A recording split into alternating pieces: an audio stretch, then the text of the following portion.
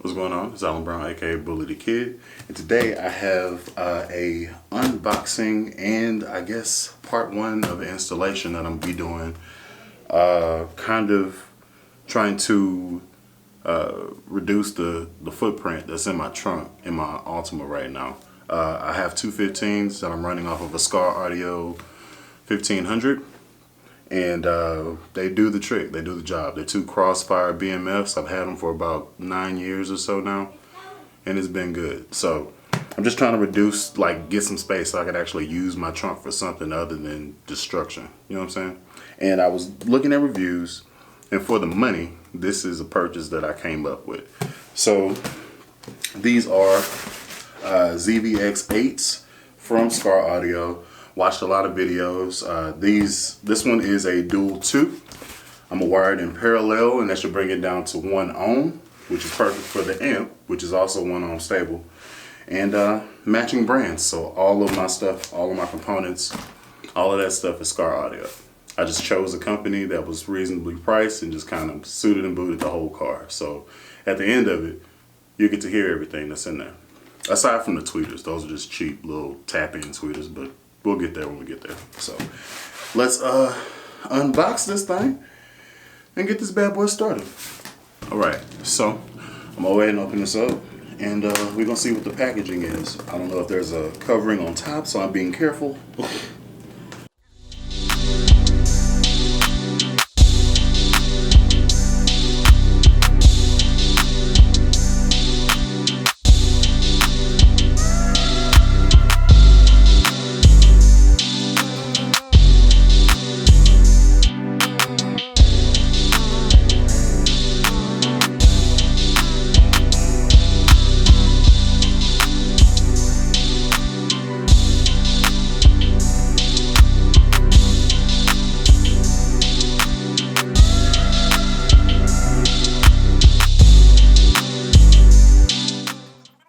Call it good, but it's nice that they're actually protecting the product, especially if you're paying the money for it. Ooh, sheesh,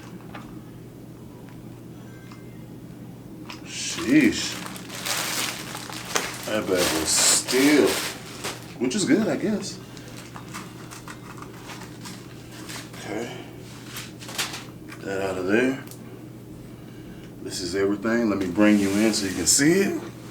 All right, so let me adjust this light here so you can see what I'm talking about. Let's try to bring it in here one more time. Of course, it's not doing it. Of course, it's focused on everything but what I want it to be focused on. I don't know if you can see that. That's the spiral and basket. It's pretty thick, bobbins on there. Pretty nice, but the story is how stiff this bad boy is. So I'm interested to see. This will be the first time I've ever seen a Skar Audio sub in person. So that's the sub, and I got the box that's supposed to house it, and hopefully everything works and I don't have to modify it.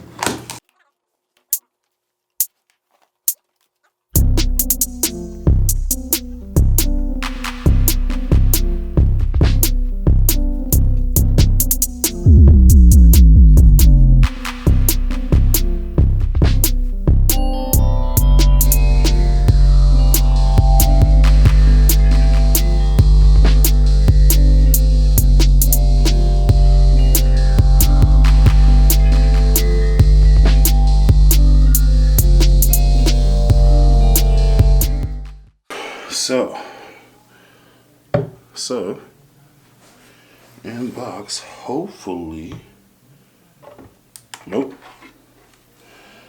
I am going to have to open up this hole so that it can sit flush down in here, because right now the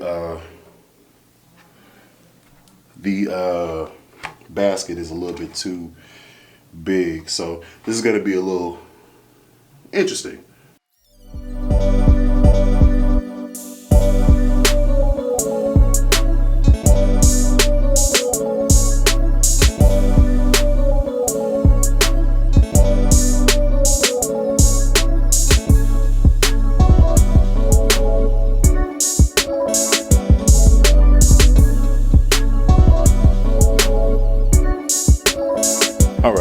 So not to belabor the fact, I showed you what I was doing. I was using a Dremel to open up this hole so they could fit the sub in there, and it was just the same thing, just me doing it for, you know, maybe 10 minutes or so, real slow, test fitting, putting it back, test fitting, putting it back. I found out something. The sub itself, the leads that go up to the push terminals where you actually connect the wires and run it in parallel and then send it out, the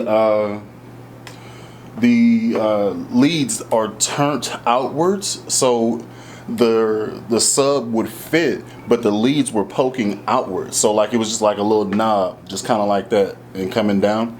So what I ended up doing, so that it can keep a tight fit, what I ended up doing is I set it there and then kind of notched it out with the Dremel, a smaller bit. I just kind of notched it a little bit on the top where those leads are, and just to see if everything else cleared, and it looked like it did. So let me do one more test fitting. I used a handless little vacuum to get all the dust and stuff out. Well, most of it. There is still a lot of it in the actual port that I can't get to. Yeah, so I might have to figure out some type of extension so that I can get down in there and make it do or whatever. But yeah, let's go ahead and test fit this bad boy and see how it actually works. Okay. So, Skar audio is over there. Set it in the hole like so, and then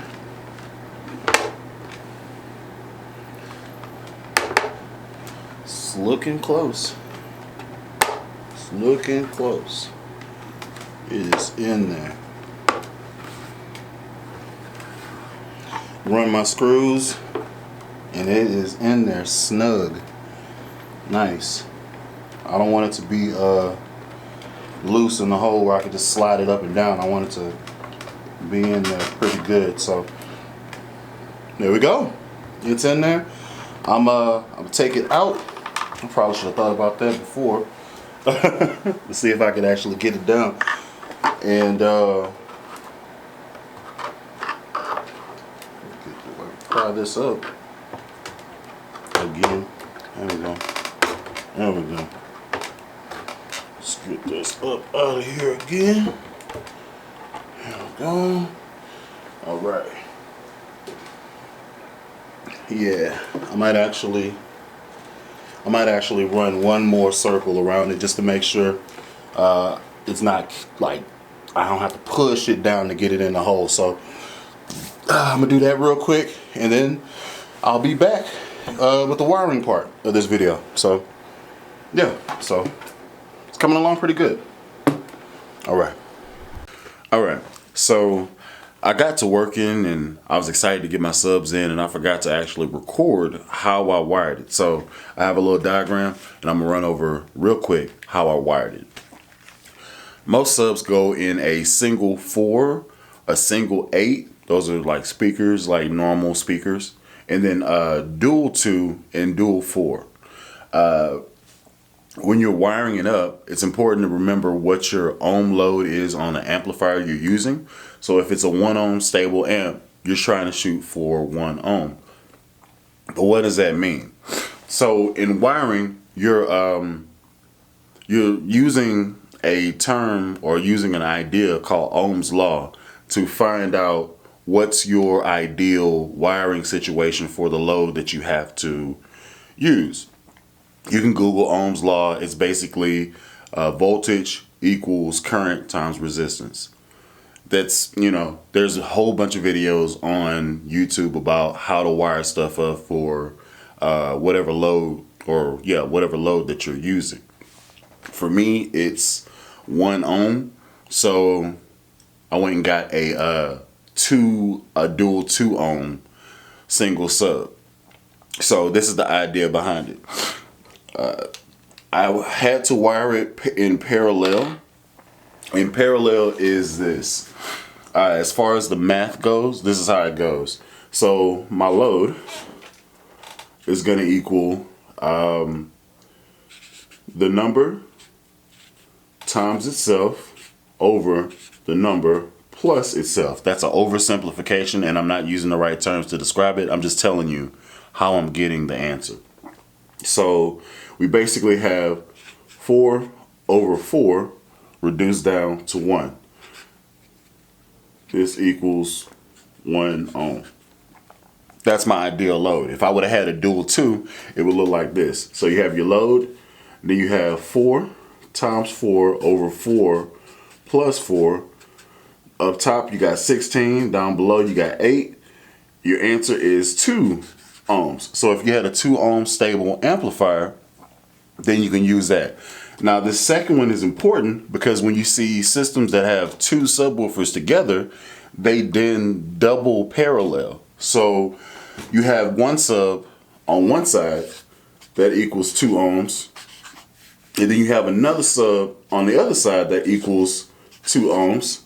You parallel those together, you get 1 ohm for a 1 ohm stable amplifier.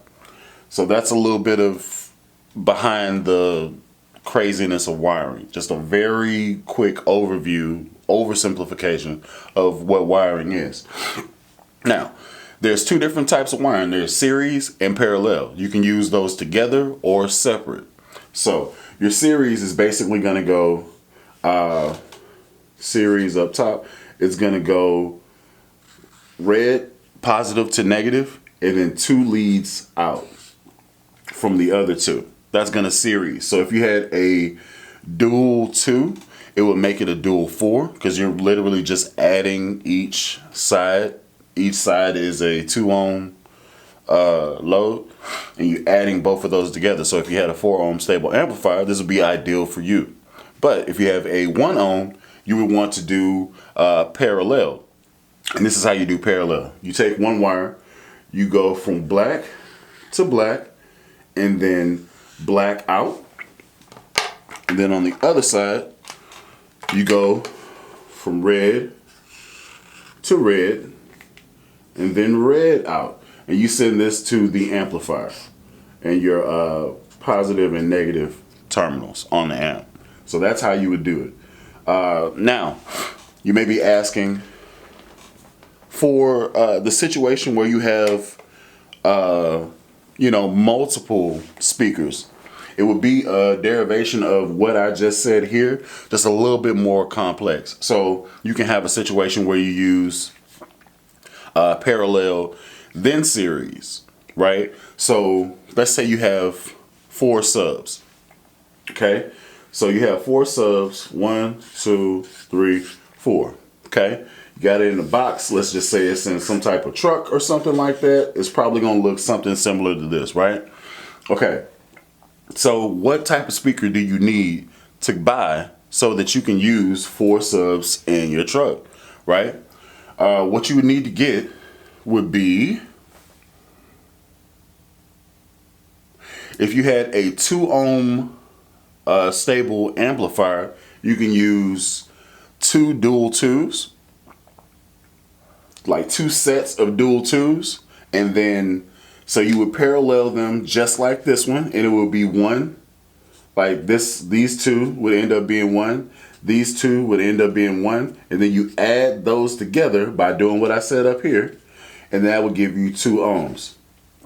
Okay, now if you take it the opposite way, or if you needed to, well, there's 2 ways you can do that. So I think you could do, if you got 2 dual 4s, that would take you to 4, 4, 8, 2. Okay, that would be bam, bam, bam, bam. That would be 1, and then 1. Add that together. That's 2 as well. Okay. So yeah, 2 different ways to get the same result, I guess. Maybe I'm doing that math wrong, just really quickly, but it would be that type of situation. If you have an odd number, it's going to be like a 1.3 ohm load, which is still within the amplifier's stable capacity. It can handle it. May not be ideal, but it can handle it. So I just wanted to run over that really quickly and take you outside so you can see what it actually looks like and do a little sound demo and stuff. So let's go do that. All right, what's happening? So I am actually in the car at the moment, and this is a Nissan Altima. Have a Pioneer AVH211EX touchscreen. That, you know, it's dirty. Got some little pod tweeters. Other side, I have for all of my door speakers, I went with Skar audio as well. So the 6.5s here, and then the 6x9s in the back deck. But yeah, let's check out the actual subs, or sub as it were. So this is what we're looking at. So this is a sub put in the box. Has a small thumbprint. I can move it around, actually use stuff. I have it going on a line driver here, and then a Skar audio 1500x1. Yes, I know that looks like a rat's nest, and I will clean it up later. This is just a real quick demo just to get the sound and stuff and what it can do out there to the public. Also, I've only had this bad boy in here for maybe a day and a half, so it's nowhere near broken in yet. I've only played it maybe like 3 hours in that day and a half. I think the website or whatever I've seen says it takes 24 to 36 hours to fully break in.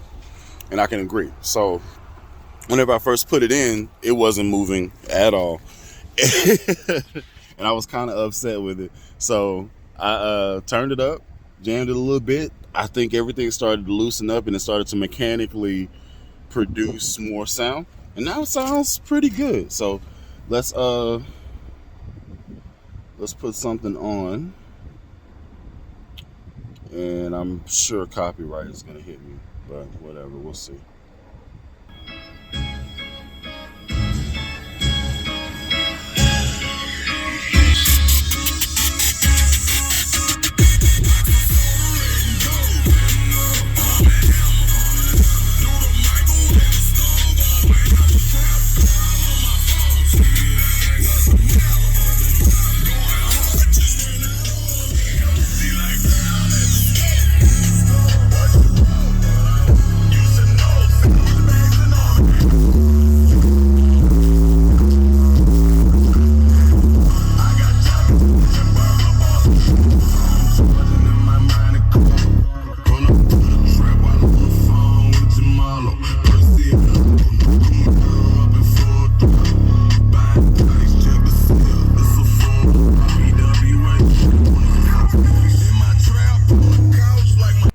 So it's got some pretty good excursion. It moves a lot. Like it's made for SPL, and that's really. I had two 15s in here, and I wanted more trunk space, but I still wanted to knock a little bit. So I feel like it did it for me, and it only cost me like $150 for the sub, $80-something for the box. Had to modify the box. You seen that? So right around $200 for everything. I feel like that's a pretty good investment for a system that knocks pretty good. So, Skar audio through the whole car, and I'm pretty happy with the whole company as a whole for now. Yeah, so let's go to another song.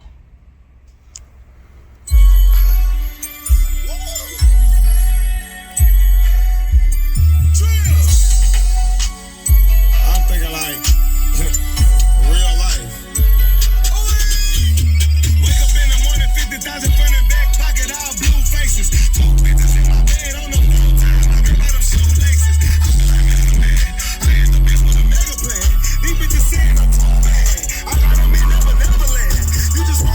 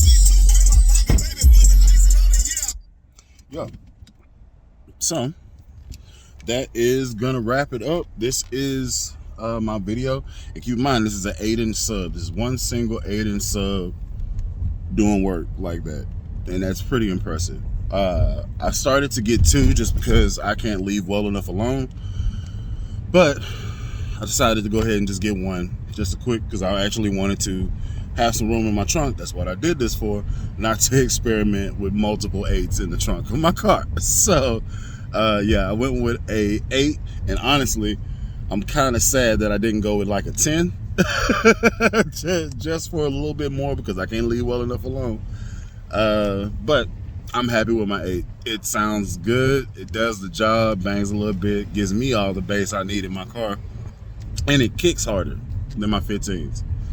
You know, smaller surface area, more responsive, harder kicks, less 808, but harder kicks, and that's nice too. It's a little different than what I'm used to, but it's nice. So yeah, thank y'all for watching. Till next time, I've been Alan Brown, aka Bully the Kid, Everyday Bully. Catch y'all in the next one, or I'll catch y'all in the after the break-in period, and I do an update video on that. Till then, y'all be easy.